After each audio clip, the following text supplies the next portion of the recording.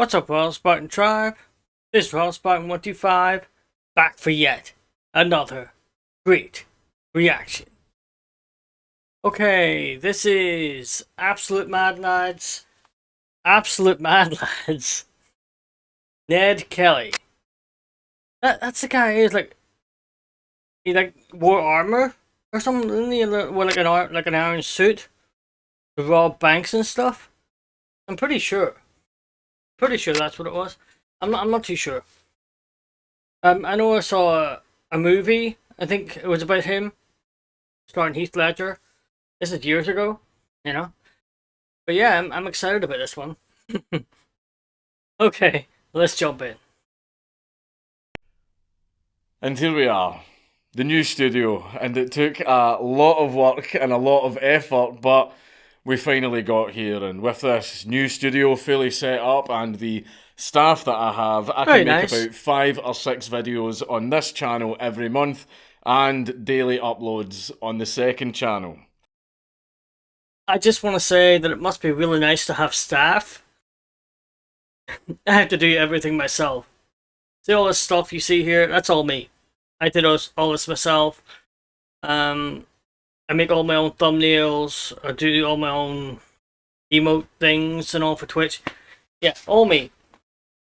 I wish I had staff. That'd be so great. It really, really would. And the staff that I have, I can make about 5 or 6 videos on this channel every month and daily uploads on the second channel. Nice. And I can use my comedy as a Trojan horse into your children's minds and radicalise them into fascism. Or we could just talk about Mad Lads. Yeah. And to celebrate the new studio, we are going to start off with a big one. A man who doesn't need an introduction, but I'm going to do it anyway. He was trodden on by the state, so he decided to tread on them.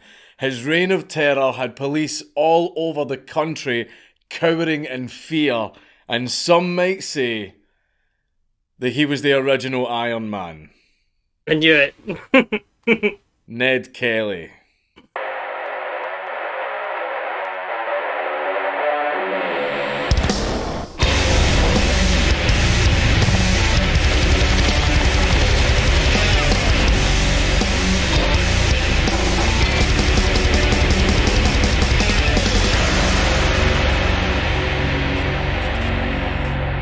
Please leave a like and a comment on this video because it really helps me in the algorithm. But before we get into the Mad Lad, a big thank you to Skillshare for sponsoring this video. Skillshare is an online learning community with thousands of classes for the creative and the curious to develop new skills or refine old skills with new techniques. I've been taking the course Indoor Gardening, Grow Houseplants, Veggies and Herbs by Ekta Chowdhury. I like the tips that she gives to get started on growing food as they are very easy to understand and it lets you hit the ground running. Growing your own crops is always very handy knowledge for when society inevitably breaks down. There are no advertisements, so you can just focus on learning, and whether you are just getting into something or you're already a master, there's always something new to learn with classes. He arrived in Van Diemen's when he was 20 years. New sponsor. Show them some love. Click the link. Edward Ned. So you can start exploring your creativity today. New sponsor. Show them some love. Click the link.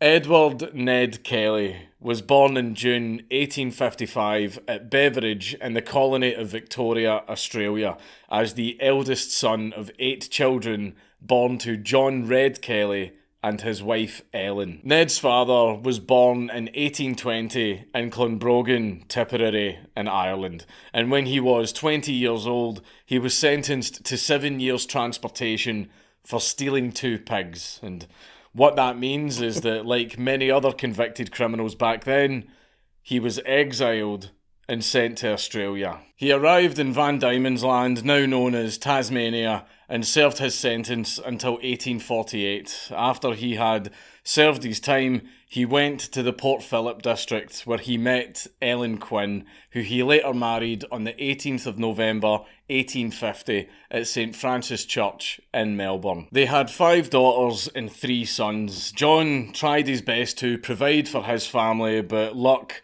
was never on his side, as the gold rush came to an end and the town of Beveridge, which was near their farm, became a ghost town. As a result, John struggled greatly with putting food on the table and turned to alcohol to cope. Because Irish. The family then moved to Avenel, where Ned went to school in between his adventures in the nearby bush, although the latter is where he ended up gaining his most meaningful education. At the age of 10, his heroic tendencies began to manifest as he put himself in great danger to save a 7-year-old boy called Richard Shelton from drowning in Hugh Creek.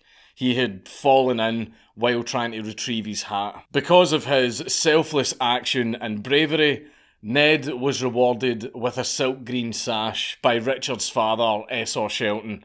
This sash would become one of Ned's most prized possessions, as it was a reminder of his courage. John Kelly had spent years trying to care for his family within the law, but the authorities in Avenel really didn't make this easy because of John's status as a convict and his family's status as selectors, who were settlers that had claimed land that was given to them by the Crown. Tensions were high in Victoria due to the fact that a lot of selectors' land had also been claimed by much wealthier squatters, and the more recent immigrants were Irish Catholics rather than the original English Protestant settlers. As a result, the police, backed up by these wealthy squatters, would often harass John's family. Eventually, in 1865, John Red Kelly was caught with meat from a cow that didn't belong to him, that he had killed and butchered. And because he wouldn't have done that if he could have just afforded to buy food for his family in the first place, he couldn't afford the fine he was given, so he was sentenced to 6 months of hard labour at Kilmore Jail. As the eldest son, Ned became the man of the house and stepped up to provide for his family in his father's stead, dropping out of school to do so. John later returned from his sentence as a broken man who was reduced to an abusive alcoholic with a very short temper, and he died of an edema caused by his excessive drinking on the 26th of December 1866, when Ned was only 12 years old. A while after his father's Irish exit, Ned, his mother and the rest of the children moved to a hut at 11 Mile Creek, about halfway between Greta and Glenrowan in northern Victoria. They moved in with their grandfather, James Quinn, who had taken up a cattle run of about 25,000 acres of pretty poor quality land. The Quinns and 2 Lloyd brothers who had married into the Quinn family were very well known in the area for all the wrong reasons. They were suspected by the police to be in connection with a series of horse and cattle thefts. And growing up with such people didn't set a very good example for Ned. In 1869, Ned met one of his biggest influences that finally pushed him over the edge into lawlessness. A notorious bushranger named Harry Power. A bushranger was a thief that lived out in the Australian bush. Bushrangers often stole from banks or robbed coaches, and most of them were petty criminals and thieves. But some of them were really good at what they did, such as Harry Power. Harry Power was very well known for his robberies and for acting like a gentleman while he did it. Despite having carried out about 600 robberies in a single year, he was rarely violent and had never killed any of his victims or even any of the police that were trying to catch him. Upon meeting Power, Ned became enamoured with the bushranger lifestyle, and he tagged along with Power as his apprentice, helping to steal horses and rob people. In return, over the next few months, Power taught Ned everything that he needed to know about bushranging and a sort of hunt for the wilder people type of dynamic. Young Ned would be arrested multiple times over the coming years. The first when he was just 14 years old for an alleged assault on a Chinese farmer. He was held for 10 days on remand before the charges were dropped, as Ned maintained that he was defending his sister Annie from being attacked by the farmer, and his sister corroborated this story. After this episode, Ned would eventually be held for 7 weeks for being a suspected accomplice of Harry Power. But these charges were also dropped due to a lack of evidence, and Ned also got away with it because he couldn't be positively identified, because witnesses had described Power's accomplice as mixed race. Mixed race? Ned had Irish parents. He was probably the whitest man in the entire country. So how the hell did that happen? Well, when you are on the run and living in the bush, you don't really get many chances for a bath. And most bushrangers just went unwashed. Ned was so dirty that his skin looked darker to the witnesses, so they thought he was mixed race. But despite getting away with his apprenticeship with Harry Power, Ned wasn't out of the woods just yet. Power had recently been captured by the police, and this capture coincided with Ned's release. So this led to rumours that Power was captured because Ned had snitched. Ned became a bit of a pariah as he vigorously denied the rumour, eventually writing a letter to Sergeant James Babington to ask for help with clearing his name. It turned out that the rat was Ned's uncle, Jack Lloyd, who had sold out Power for £500, which is just over £61,000 today. Ned's luck with the law ran out when he needed to do some errands, and he found a horse on his family farm, and he decided to borrow the horse so he could go out and do his errands. It turned out that this horse had been left on the farm by a man called Isaiah Wildright. And it also turned out that this horse was stolen. A police officer saw Ned riding the stolen horse and went to arrest him. Ned was very confused because he had not stolen any horse, yet the cop kept trying to arrest him. So Ned did what any reasonable man would do and started beating the crap out of the cop. During the fight, the cop actually tried to shoot Ned, but the cop's gun misfired 3 times. It took 7 bystanders to get Ned under control, and the cop then decided to use the... I don't know much about guns, but I know you have to keep them clean, right? Is that why it misfired? It wasn't clean? Maybe there's too much dust in the air or something? I don't know. I'm not a gun person. You know, but if I could afford it, I probably would join a gun range or something, you know? Just for a bit of recreational fun. Yeah, I like that idea. The cop actually tried to shoot Ned, but the cop's gun misfired 3 times. It took 7 bystanders to get Ned under control, and the cop then decided to use the other end of his gun and pistol whip Ned several times in the face.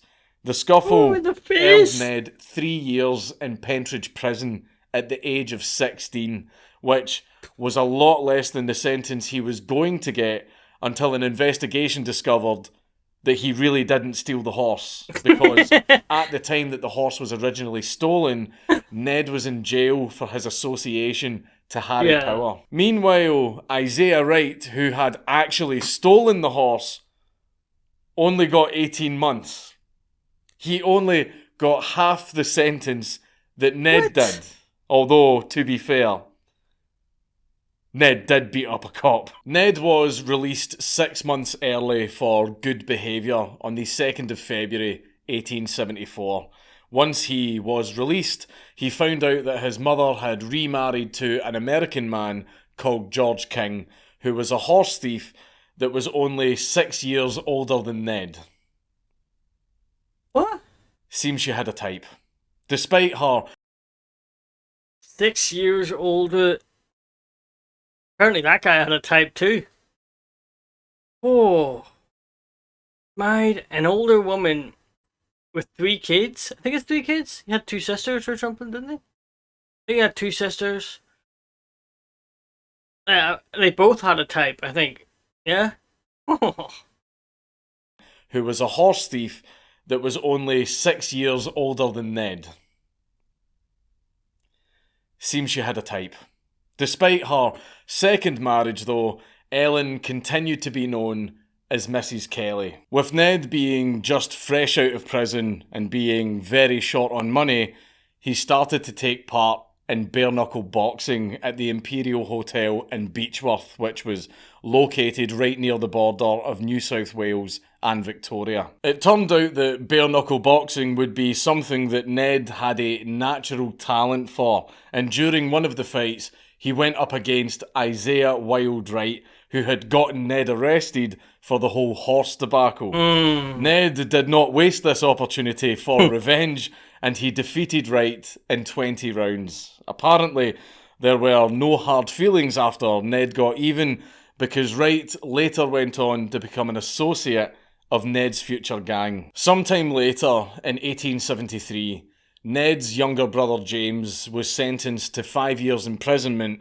for cattle theft. At this time, Ned had been working as a lumberjack for 2 years until he joined his stepfather in stealing horses. Ned's younger brother James was eventually released and went to a place called Wagga Wagga.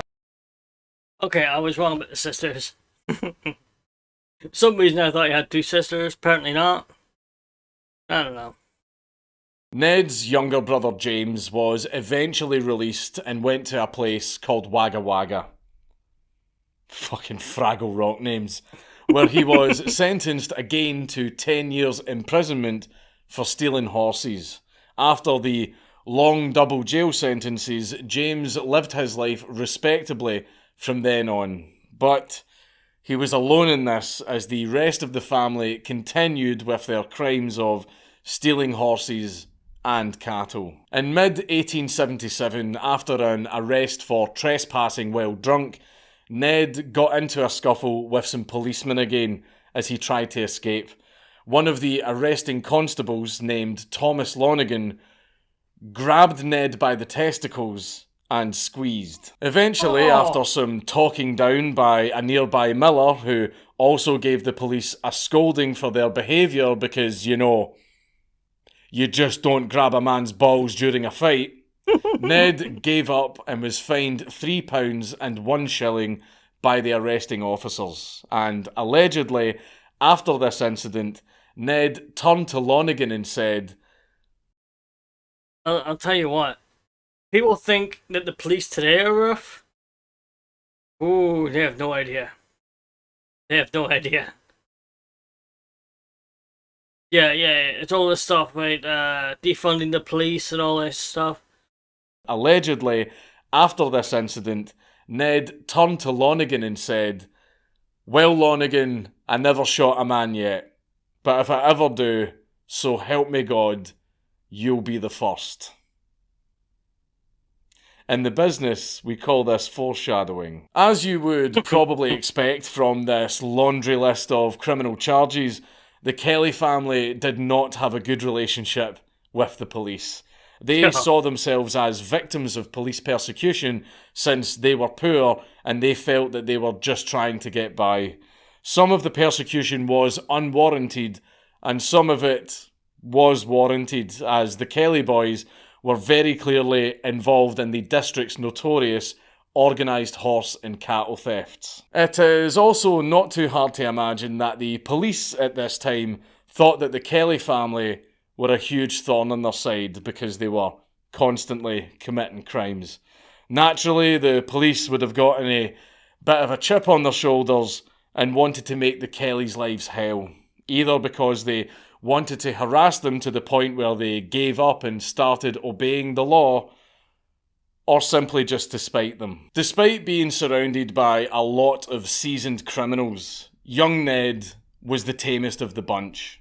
I mean, he committed crimes, sure, a rustled cow here, a stolen horse there, but nothing too serious, which kept him relatively low on the police's radar. But all of that was about to change. An event would occur that would lead Ned Kelly down a path that would make him one of the most famous and notorious criminals in Australian history. Ned's brother Dan had the police looking for him for yet another horse theft. A police trooper named Alexander Fitzpatrick went to Mrs. Kelly's home without a warrant on the 15th of April 1878 to try to find and arrest Dan. No one knows exactly what happened in the house, except that a fight broke out. Fitzpatrick claimed that while he was questioning Mrs. Kelly, Ned flew into a rage and started beating him. Ned then grabbed a gun and shot Fitzpatrick, hitting him in the wrist. And then Mrs. Kelly smashed Fitzpatrick over the head with a shovel, knocking him unconscious. After he regained consciousness, Fitzpatrick claimed that Ned had forced him to extract the bullet so that it may not be used as evidence against him. And Fitzpatrick was only allowed to leave the building after promising not to make any reports against Ned or the rest of the family. Though a report was made anyway. Ned repeatedly denied the incident and claimed that he wasn't even there, saying that he was 200 miles away. Some believed that Fitzpatrick inflicted the gunshot wound on himself since he was shot in a very survivable area and the bullet magically disappeared so that it couldn't be identified as coming from his own firearm. Although 3 policemen later testified that Ned had confessed all of this to them, it's very possible that either party could be lying. Ned was quoted as saying, "Fitzpatrick left and invented some scheme to say that I shot him, which any man could see was false. Would I have fired in a house full of women and children when I had a pair of arms with a bunch of 5 on the end of them? Fitzpatrick knew the weight of one of the pair only too well, as it ran against him once in Benalia, and he is very subject to fainting." What I think happened, personally, is Fitzpatrick barged his way into their home without a warrant and was acting really arrogant and really rude, treating Mrs. Kelly like scum. So he was acting like a cop. And during his questioning of Mrs. Kelly, he was belittling her, mocking her, threatening her, and all manner of other things. Ned was watching this man treat his mother like this and felt a rage building up inside him. Maybe it got to the point where the cop got so annoyed at Mrs. Kelly for not cooperating that he started yelling in her face or possibly grabbed her. And it was at this point that Ned just snapped and did what any good son would do when he sees a man treating his mother like this, and started beating the shit out of him. Ned kicked Fitzpatrick's head in and threw him out of the house. Fitzpatrick, feeling very embarrassed that he just got his arse handed to him by young Ned, wanted revenge on Ned and his mother, and a simple assault on an officer charge wouldn't be enough to satisfy Fitzpatrick's vengeance. So Fitzpatrick makes up a whole bullshit story and inflicts a bullet wound on himself so that Ned and his mother can be charged with the attempted murder of a police officer. At least that's my theory for what really happened. Yeah. And we might never learn the truth, since Fitzpatrick wanted revenge on Ned and Ned didn't want to go to jail. So it was in both parties' interests to lie about what happened. Either way, after the incident, Ned knew that Fitzpatrick would be back with a lot of cops. So Ned fled the scene. Following the incident, Mrs. Kelly, her son-in-law, William Skillion,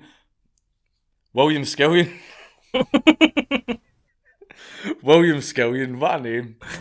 And a neighbour were arrested and charged with aiding and abetting the attempted murder of Fitzpatrick, and in October of that year, they were tried and convicted at Beechworth. The judge, Sir Redmond Barry, sentenced Mrs. Kelly to imprisonment for 3 years and the other two men for 6 years. Rewards of £100 were offered for the apprehension of Ned and Dan Kelly because they had both gone on the run. But unlike the £500 that Ned's uncle earned for ratting out Harry Power, this bounty would not be easy money. Ned's entire life had prepared him for this moment. He had a set of skills that were perfect for hiding from the cops, and he knew just the right place. The bush. Ned and Dan hid in the Wombat Ranges near Mansfield and were eventually joined by two of Ned's friends, Joe Byrne from Beechworth and Steve Hart, who was a horseman from Wangaratta. The Kelly gang had formed, led by the bushranger that was destined to become a legend. And after Ned had heard about what happened to his mother, he snapped. And you can't really blame him. Even people that didn't like the Kellys thought that her sentence was too harsh. But nevertheless, the die had been cast. The cops had messed with the wrong mummy's boy. And Ned Kelly set out to get his revenge on the state. It wasn't long before Sergeant Kennedy and Constables Lonergan, Scanlon and McIntyre... This is already crazy. This is already wacko. You know what I mean? Who would believe this was real? You know what I mean? God. Sounds like a movie. You know, I know they actually made a movie about it, but it sounds like the plot for a movie, you know? It's crazy, crazy stuff. And someone tells me it's gonna get a whole lot more crazy before the end. Yeah?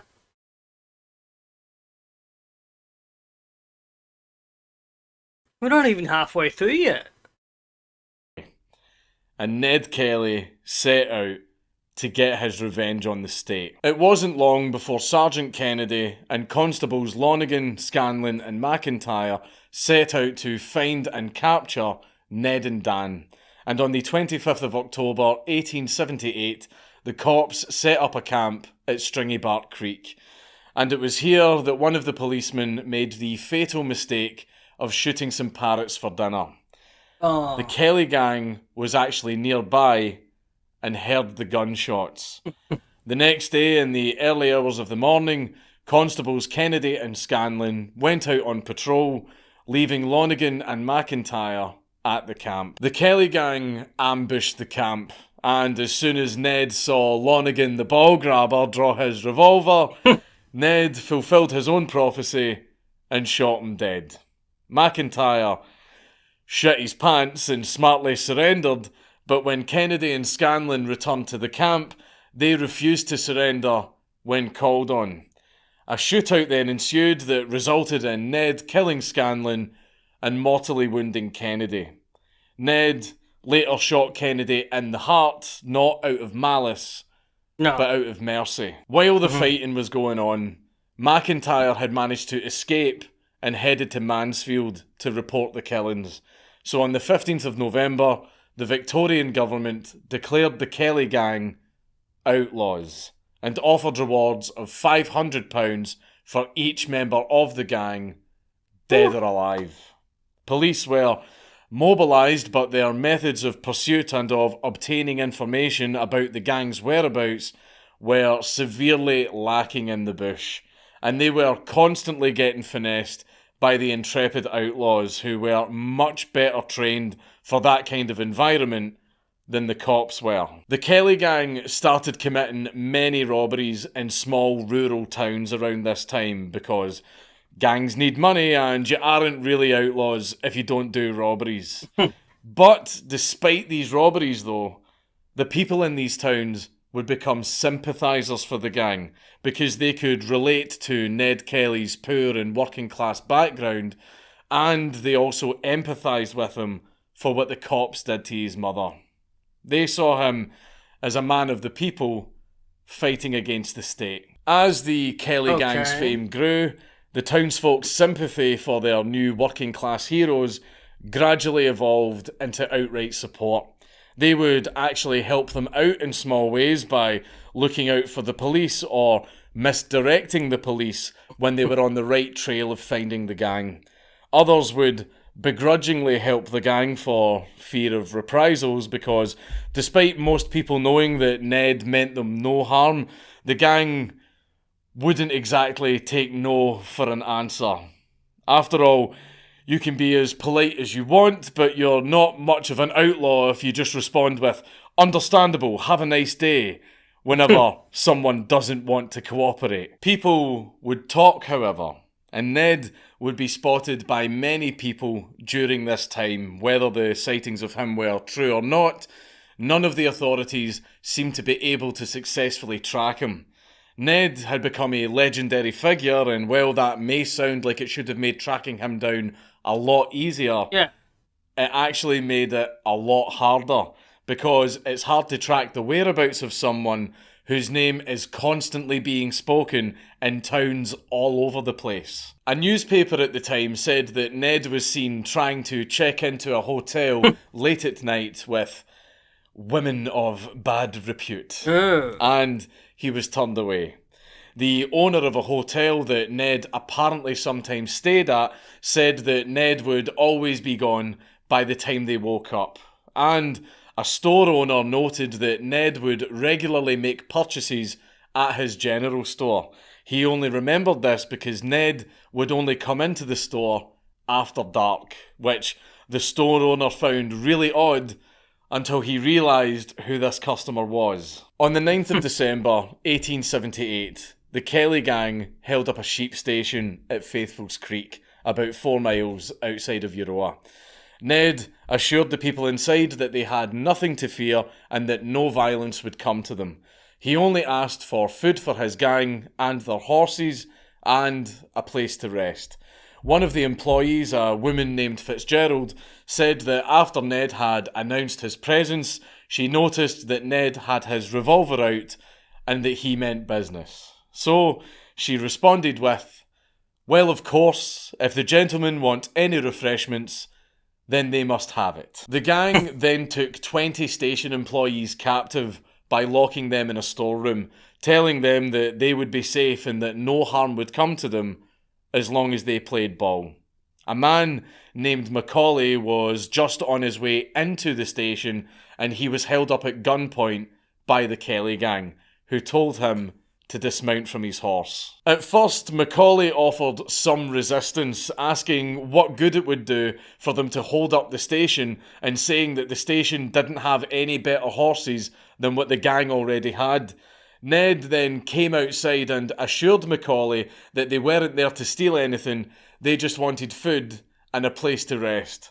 Macaulay then thinks to himself, "Holy shit, that's Ned Kelly." So he quickly did what he was told and dismounted from his horse and came into the station. Macaulay's resistance, however, had bought him a little more freedom than the employees, because he was allowed to sit with the gang, although they did keep a very close eye on him. Miss Fitzgerald had cooked their food, but the gang asked some of the captives to taste it, fearing that it might be poisoned. All in all, this seemed like a rather pleasant hold-up. The hostages were treated well, and the demands were as close to reasonable as you can get for an outlaw gang. The hostages essentially got to have a fun sleepover with Ned Kelly. After they had eaten, Byrne guarded the captives, and the other 3 gang members went to Euroa, where they held up the National Bank, taking £2,000 in notes and gold, and again, they had a grand old time with the bank clerk, chatting away with him and his wife over some whiskey, because Ned just liked doing friendly robberies. The gang members returned to the sheep station with their loot, the hostages were freed without incident, and they once again disappeared into the bush. Obviously, as with all other Ned Kelly coverage at the time, the story of this bizarre event would become widespread, and events like these became very common occurrences. After all, Ned had no quarrel with the clerks or farmhands who were just trying to make an honest living. Yeah. It just so happens that a man's got to eat, and since he couldn't live off of Tahitian mangoes, he had to get his lunch money from somewhere. But the authorities, on the other hand, well, they could get shafted as far as Ned was concerned. And the cops never did themselves any favours with public perception. But it wasn't just the Kelly gang that was taking risks throughout their adventures. In January of 1879, 23 sympathisers that had helped the Kelly gang throughout their exploits were arrested, which resulted in a major backlash against the police. After being held for 3 months without charge, they were released. And I mean that in the literal sense. They weren't taken home or given any money to pay for the return journey. They were just released. Their cells were unlocked and the cops just went, off you go. Leaving some of them to travel as far as 50 miles on foot back home. In 19th century Australia, where everything in its mum is out to kill you if the sun and heat stroke and dehydration doesn't get you first. This was so messed up, such a messed up thing to do, that instead of setting an example of what will happen to you if you aid and abet the Kelly gang, this instead just made everyone hate the cops even more and actually created more support for the Kelly gang. As you would expect, the cops really didn't take too kindly to the Kelly gang holding up the sheep station, taking a couple dozen hostages, and then robbing a bank, all in the space of a couple of days. So the reward on each of the gang members' heads had been doubled. But this didn't stop them because the intrepid bushrangers were still on top of their game, hiding out in the bush like the Predator. Then, on Saturday, the 8th of February, 1879, the gang happened upon Geraldere, a town about 30 miles north of the Murray River, when they noticed that the town had everything a gang of outlaws could hope for. A bank and a notable lack of police. It's free real estate. Despite the lack of police presence in the town, the gang needed to be smart about this robbery to avoid the cops calling for backup. But luckily, Ned had a cunning plan. At around midnight, he snuck around to the police barracks and called out for help, saying that there was a drunken fight going on down at the local pub. Smart lie, very plausible, because Australia. Immediately convinced, the only 2 cops in the town ran outside of the station, where the Kelly gang were waiting with their guns drawn. They locked up the policemen, took their uniforms, and impersonated the cops until Monday morning. And despite playing dress up as the very people that they hated the most, the Kelly gang really committed. Dan and Steve carried out all of the standard Sunday police work, while Ned kept up appearances by taking the wife of one of the policemen to mass, so that no one would suspect something was up. While still wearing the police uniforms, the Kelly gang held up the bank of New... I assume that they threatened the wife, right? I mean, she's bound to notice that it's not her husband. This is crazy stuff. so that no one would suspect something was up. While still wearing the police uniforms, the Kelly gang held up the Bank of New South Wales for £2,141 in notes and coins after rounding up the cops and 60 people in the Royal Hotel next door. And while they were at it, the gang carried out their own good deed for the day by burning the town's mortgage documents freeing all of the locals from debt. The gang also nice. burned telegrams and cut telegraph wires to slow down the law calling for backup and make their escape easier. But Ned wasn't done yet. As he looked at all of the hostages sitting before him, he knew that he had to send a message. So he started talking, sharing his life story and perspective with everyone in the room over some drinks. Over the course of the afternoon, Ned gradually won over the crowd with his charisma and ability to spin a good yarn. He captivated his audience with the spirit of Irish rebellion as he railed against the police, the government, the treatment of Irish convicts, and the British Empire itself, reiterating his desire for vengeance for not just himself, but for all of the poor selectors and Australia's downtrodden. Ned's popularity was higher than ever, and he had become more than a lovable rogue on a quest to stick it to the man. He was now an icon and was fighting for a whole lot more than his own family's freedom. As the Kelly gang left the town, Ned left behind an 8,000-word letter that was 56 pages long for publication in the local newsletter. This letter, which became known as the Cameron letter or the Gerald Deary letter, was a sort of combination of an autobiography and a manifesto, which echoed the sentiments and ambitions that he had shared with the enamoured crowd in the hotel. And the last sentence reads, "I am a widow's son, outlawed, and my orders must be obeyed." Obviously, the government censored the absolute crap out of this letter even harder than the UK government censors jokes, because they didn't want a rallying cry for revolution spreading among the populace. And it's a bit embarrassing for the government to be told, "respect my authority," by a criminal. Only snippets and synopses were published until 1930, when the letter was finally released in full. This nice little tidbit for the gang's rap sheet resulted in Ned's bounty being increased to £8,000, which was the highest bounty that any bushranger had ever received.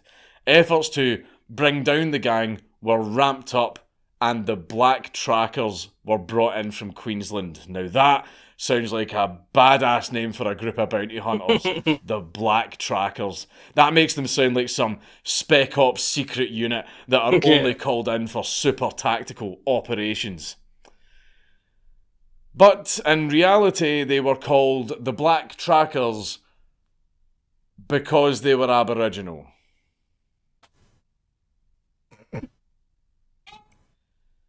Different times. But why send in the big boys from Queensland when this was a Victoria problem? Well, the local Aboriginals wouldn't cooperate. Why? Well, it's because the Australian government from the 1800s asked the Aboriginals to help them bring down a guy that was trying to overthrow them. I don't need to elaborate further. You know exactly how that went. Yeah. As usual, the Kelly gang then disappeared into the bush for a while, where no one could track them down. In fact, they evaded the cops for so long that the piece of legislation that made them outlaws had expired.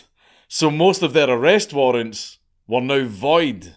But one arrest warrant remained valid, and that was the warrant for Ned and Dan for the attempted murder of Fitzpatrick. Joe Byrne later found out that his friend and associate of the gang, Aaron Sherritt, had become an informant for the police, as the power of money seemed to be more important than the power of friendship.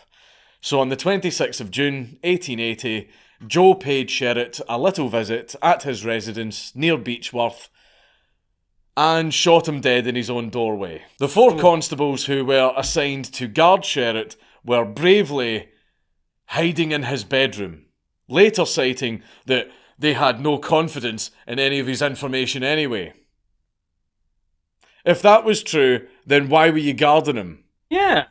What really happened is the Kelly gang turned up and you all shit yourself and ran away and hid in the bedroom like a bunch of little fairies. Byrne and Dan then met up with Ned and Steve at Glenrowan on the following Sunday, and while here, they took about 60 people as captive in a hotel called the Glenrowan Inn.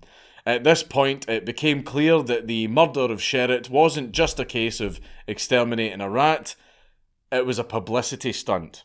Ned was counting on the murder, resulting in the authorities loading half of Victoria's cops onto a train from the town of Benalia in Melbourne to come out into the bush and take him down. Now, why would Ned want to cause something like that on purpose? Well, it's because Ned wanted to take the fight to them. And, of course, no outlaw gang story is complete without a big moment involving a train. The Kelly gang intended to cripple the authorities by derailing the train and killing any survivors from atop a hill, which would allow them to just rock up to the soon-to-be unpoliced town of Benalia and rob the banks and destroy the government buildings. They threatened 2 local railway workers to tear up some of the tracks, and while waiting for the train, the gang drank and partied with the hostages. This is possibly the craziest thing I've ever heard. God. Absolutely insane. You know? There's no way this can't be true. You know? It's just... Oh my god. I'll tell you what. We're like 20 minutes from the end. God. It's gonna get even more crazy. I know it is. Some of the tracks, and while waiting for the train, the gang drank and partied with the hostages. They Why all not? danced, sang songs, played games together, and generally had a grand old time. Dan and Byrne even got quite drunk, though Ned stayed sober. Except there was a snag. The train was very late because the report of Sherritt's murder took too long to come in.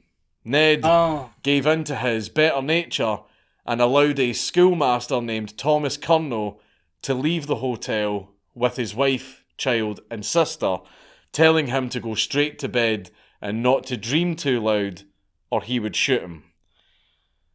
And this was one of Ned's biggest ever mistakes. Thomas, who Ned had released under the assumption that he was a sympathiser, ran straight to the cops at around 3 AM and told them all about the plan and the gang's location. This allowed a warning to be sent to the train, which greatly reduced its speed over the damaged section of the tracks, which prevented it from derailing. Meanwhile, Ned had decided to let the rest of the townsfolk leave because the train was taking too long and he wanted to stay in their good graces. However, the hotel's owner told everyone to stay so that they could listen to Ned speak. Imagine being such a Chad that the people you just took hostage at gunpoint don't want to leave. And it's not even Stockholm Syndrome. They genuinely like you. Unfortunately, Ned's speech was cut short when Byrne ran into the hotel informing Ned of the train's arrival. It was showtime. While the derailment plan may have been a bust and the gang had lost the element of surprise, there was one thing the police were not expecting. The outlaws knew that they were so outnumbered that the odds of avoiding every bullet was basically zero, but Ned had concocted a secret strategy, one that would become an iconic part of his legacy. His body armour. The armour was made from plough mouldboards, and Ned was protected by a cylindrical headpiece, breast and back plates, and an apron. The entire ensemble weighed about 97 pounds. Under the apron that kept his organs intact, he wore his prized green sash from his childhood. Despite having suited up, the gang had had very little sleep, and half of them were also still pretty drunk. So their judgment would have been impaired, and the Dutch courage would have provided them with a false sense of invulnerability. Yeah. Also, the heavy armour limited the gang's movements and the ability to efficiently use their firearms. Under Superintendent Hare, the police laid siege to the hotel the gang were hiding in. It was make or break for the gang as they made their stand with a hail of bullets. 15 minutes into the gunfight, Ned was shot in the left elbow and in the right foot, so Dan, Byrne and Steve took refuge in the hotel while Ned snuck out the back door and into the nearby bush to flank the police as reinforcements arrived, and the women in the hotel made their escape from the battlefield. The rest of the gang covered Ned's exit with pot shots at the police to draw their attention, but unfortunately this is where things go from bad to worse. During this massive gunfight, Byrne walked over to the bar in the hotel, poured himself a whiskey and made a toast saying, "To many more years in the bush for the Kelly gang." Yeah, he kind of jinxed himself. A stray bullet caught him in the groin. The good news is that the bullet missed his crown jewels. Oh. But the bad news is that the bullet severed his femoral artery. Byrne bled out and became the Kelly gang's first casualty. Shortly after, Ned returned to the fight, emerging from the fog created by the gun smoke, looking like a demon, his armour giving him a huge and imposing figure. Ned gave a rallying cry to his fellow outlaws, and for 10 whole minutes, Ned advanced, bullets just bouncing off him while he's going pop, pop, pop, watching cops drop, while laughing and taunting the police like a maniac. The police saw this coming towards them, and they were absolutely terrified. The man was unstoppable, pausing only to change weapons. All the cops could do was keep shooting, but Ned was completely undeterred by their small arms fire, which only made inconsequential dents in his armour. Ned kept advancing, bullets were bouncing off him, and he just kept laughing like a madman while he fired back at the police. And then it happened. A cop named Sergeant Steele dove to the ground during this hail of bullets, and he saw that Ned's legs weren't armoured. So he raised his shotgun and double tapped Ned, hitting him in the hip and the thigh. These blasts caused serious damage to Ned, and he fell to the ground. Ned conceded defeat by saying, "I'm done, I'm done." But the cheeky bastard didn't make it too easy for them. As Steele ran at Ned to disarm him, Ned fired a shot at Steele, blowing his hat off and burning the side of his face. The hotel siege continued until around 10 a.m. the following morning. The 30 remaining captives left the hotel after waving a white handkerchief out of the door, and they were searched by the cops in case they were Kelly sympathisers or gang members, and 2 of the captives were arrested for being sympathisers. However, some of the hostages were not so lucky. An old man named Cherry was found dead in a detached kitchen and had been fatally wounded by a police bullet. John Jones, who was the son of the hotel keeper, was found with a gunshot wound to the abdomen and later died in hospital. But now, with Ned captured and Byrne confirmed dead, only Dan and Steve were unaccounted for. What I don't get is, if the police knew they had hostages, why did they shoot? They just didn't care about the hostages? Remember what I was saying before? That they think the police are bad now? No. Wow. Seriously. In hospital. But now, with Ned captured and Byrne confirmed dead, only Dan and Steve were unaccounted for. But they were still somewhere inside the hotel. So the cops set the hotel on fire to try and smoke the two outlaws out. But the wind stoked the flames and the entire thing went up in an inferno. A priest named Father Matthew Gibney then went into the burning building to administer the last rites, and he reported 3 dead bodies inside. Burns' body was brought out and propped up by the police, who photographed it for the press. The other 2 bodies were those of Dan and Hart, who had apparently shot themselves to go out on their own terms. I mean, it's better than burning alive. Yeah. The bodies were burned beyond recognition and were only identifiable by their sizes.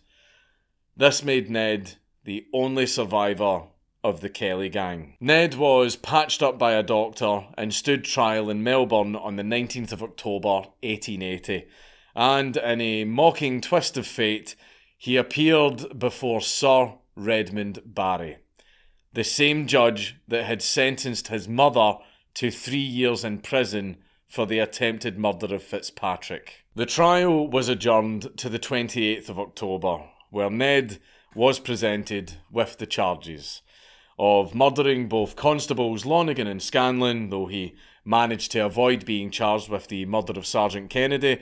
On top of all this, he was also charged with the various bank robberies and for the murder of Aaron Sherritt, and he was also charged with resisting arrest at Glenrowan and a long list of minor charges.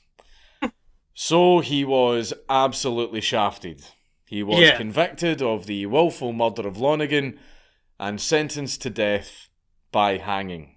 After handing down the sentence, the judge concluded with the customary words, "May God have mercy on your soul."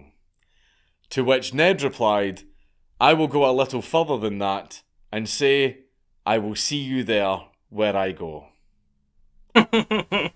Defiant to the end. Later, on the 3rd of November, the Executive Council of Victoria decided that Ned Kelly was to be hanged 8 days later on the 11th of November at the Old Melbourne Jail. In the week leading up to the execution, thousands of sympathisers turned out at street rallies across Melbourne demanding a reprieve for Ned Kelly. And on the 8th of November, a petition for clemency with over 32,000 signatures, some of which were of a suspicious nature, was presented to the Governor's private secretary. But sadly, the desire to make an example out of Australia's most prolific criminal was worth more to the authorities than the good optics of having mercy on the folk hero. The Executive Council announced soon after that the hanging of Ned Kelly would go ahead anyway, as planned. The day before his execution, Ned had his photographic portrait taken as a keepsake for his family, and he was granted a farewell meeting with his relatives. Ned's mother's characteristically tough-as-nails last words to him were reported to be, "Mind, you die like a Kelly." At 10 a.m. the next morning, Ned's leg irons were removed, and after a short time, he was marched out to face the music. Having seen him into the world with his baptism, it was only appropriate that Charles O'Hay would see him out by giving him his last rites. It was reported that Ned was quiet on the way to the gallows, and when passing the prison flower beds, he remarked, "What a nice little garden." Accounts of Ned's later meeting with the prison chaplain Dean Donaghy differ, as some newspapers and reporters wrote that Ned Kelly's last words were, "Such is life," while other newspapers recorded that this was his response to the governor when he informed Ned about the time of his execution. The Argus wrote that Ned Kelly's last words were, "Ah well, I suppose it has come to this," as the rope was being placed around his neck. After a short drop and a sudden stop, Ned Kelly's body was taken away to be buried in an unmarked mass grave. While the Kelly gang may have been defeated in the end, their crusade across the Australian bush wasn't in vain. As Ned had hoped, his death led to an investigation into police conduct, which destroyed what was left of their reputation. While the cops exonerated themselves as far as their conduct with the Kellys was concerned, the investigation triggered a domino effect that led the investigators down a massive rabbit hole of corruption. One that completely destroyed the chief commissioner's career and got many cops demoted or fired. And for the following 7 years, there was a real risk of copycat gangs emerging due to the root cause of rising tensions between the poor selectors and the rich squatters. Luckily, 2 police officers who had been involved in the Kelly gang pursuit had learned the right lessons and managed to prevent further violence by helping the selectors with their land disputes, instead of just chucking the book at them when they were forced to turn to crime out of desperation. To this day, Ned Kelly is a very polarising figure. He is remembered by some as nothing more than a cold-blooded killer with delusions of grandeur on a ill-conceived revenge mission. However, others remember Ned Kelly as a working-class folk hero. That's how it happens, though. Yeah? That's how it happens. That's how, like, corruption and stuff gets stamped out. You push somebody so far to the brink, to the edge of an abyss, and they're going to push back. You know what I mean? It's inevitable. It happens all the time. You just keep pushing and pushing and pushing people, and in the end, they just push back. For the following 7 years, there was a real risk of copycat gangs emerging due to the root cause of rising tensions between the poor selectors and the rich squatters. Luckily, 2 police officers who had been involved in the Kelly gang pursuit had learned the right lessons and managed to prevent further violence by helping the selectors with their land disputes, instead of just chucking the book at them when they were forced to turn to crime out of desperation. To this day, Ned Kelly is a very polarising figure. He is remembered by some as nothing more than a cold-blooded killer with delusions of grandeur on a ill-conceived revenge mission. However, others remember Ned Kelly as a working-class folk hero for his defiance of the colonial authorities and his compassion towards the regular people that he came across. But what did Ned think? Well, he didn't really care too much about what other people thought about him. Yeah. He is quoted as saying, "I do not pretend that I have led a blameless life, or that one fault justifies another. But the public, in judging a case like mine, should remember that the darkest life may have a bright side." So basically, he wanted you to make your own mind up. As for me, I think it was a little bit from column A and a lot from column B. Yes, he and his family were persecuted by the state, and Ned was mostly responding to the cops' escalation of the situation, but at the end of the day, he was still a petty criminal, even despite his lofty ambitions. True. Ultimately, however, the positive effect of his enduring legend and folk hero status among the downtrodden people he fought for is more important than anything else. He also deserves a lot of credit for the fact that he was very careful with picking his targets and treating almost everyone he came across with the respect that they deserved.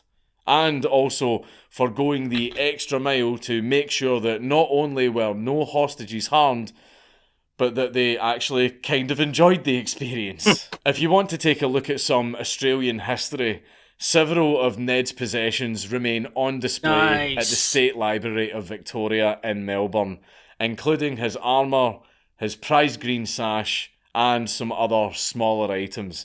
Naturally, the armour is probably the most iconic part of the Kelly gang story, which actually worked extremely well despite the gang's ultimate defeat. Ned's armour has 18 dents in it from the bullets that it managed to stop. However, the force was still large enough to cause bruising lacerations, and a concussion when Ned was hitting the helmet. But for a bunch of outlaws in the 1800s, the armour's construction, which took between 4 and 5 months, was carried out astonishingly well. In fact, it was so good that Sir Arthur Conan Doyle said that the British Army should be given something similar. And you know that you've struck gold when the mind that created Sherlock Holmes is praising your imagination. The reaction to the armour in police circles was rather mixed though. Blacksmiths ridiculed the announcement that the suits were made from plough mouldboards, saying that it was impossible. And it appeared the cops thought so too. It later turned out that informants had actually told the cops about the gang's plan to use this armour 3 times. And the cops just dismissed the idea 3 times because they thought it was impossible. Yeah. Well, that's a lesson they learned the hard way. The old Melbourne jail, where Ned was executed, has since been converted into a museum, and it displayed what they believed at the time to be Ned Kelly's skull, until it was stolen by an unknown party in 1978, and it remains missing to this day. However, the rest of Ned's body was found in 2011 after sifting through 34 skeletons in the mass grave. The forensic team matched the DNA of the bones with the great-grandson of Ned's sister. The bones were returned to Ned's family in 2012, and on the 18th of January 2013, a funeral mass was held in his honour, and his remains were buried at Greta Cemetery near his mother's grave a couple of days later. Press F in the chat, boys, and pay respects to the man, the myth, the legend who did the impossible, making police reform actually happen. Booyah! Right, done! That was a fucking long video, man. Jesus. Yes, it was. Okay, that is the end of this very long video. But I got through it. It's very good. Thank you for requesting it. There's a Buster Keaton one, I think, coming up next. Don't know when I'll do it. This one was quite long, so depends how long it is. And I'll tell you what, absolutely crazy stuff. Absolutely crazy stuff. I mean, what? I'm surprised there are probably a lot of movies made about these guys. Yeah? Probably a lot of movies made. I just don't know about them. That's crazy though. I mean, using armor and stuff, and the police were informed 3 times. They're like, no, that's too, nah. There's no way. There's no way. Not gonna, nah. That's stupid. No, not gonna happen. It's not gonna happen. 3 times. 3 times they tried to warn them. That's absolutely crazy. Okay. Until next time, I am out of here.